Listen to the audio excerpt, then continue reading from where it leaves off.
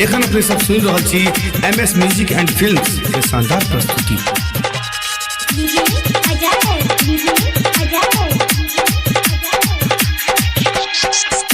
गछोरी हमर दिल तोड़ देले गदसर से शादी रचले दारू पी के कनलौ छत पे बैठ के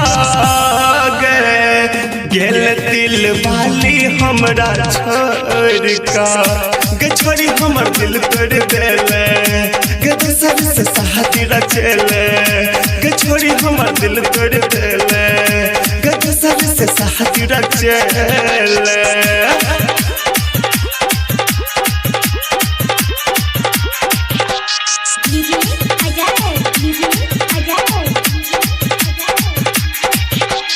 तोरा चाहे छलियो जाने से ज्यादा किया बदल लेला अपन इरादा तोरा चाहे छलियो जाने से ज्यादा किया बदल लेला अपन इरादा नाम तोहर लिखलो हाथ काट के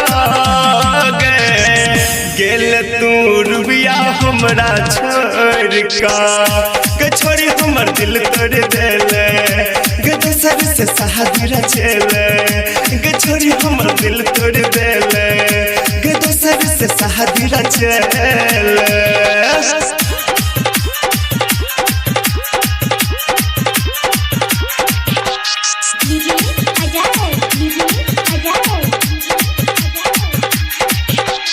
हमरा से करे छला रोज फोन पे बात गे धीरे धीरे तोरा सब भ गेलो प्यार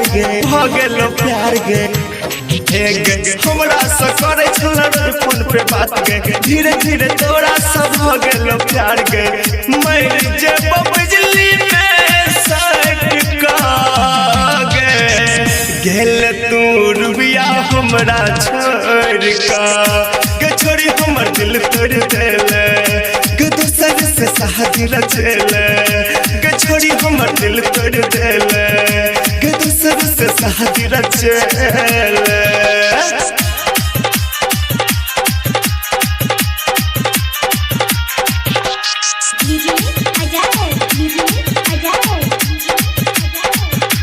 विक्रम आ राजू के छेला तू साथ गे झुनझुन बाला के मन लेले बात गे झुनझुन बाला के मन लेले बात गे विक्रम आ राजू के छेले तू साथ गे झुनझुन बाला के मन लेले बात गे लाल को चुम्मा लाला सट गे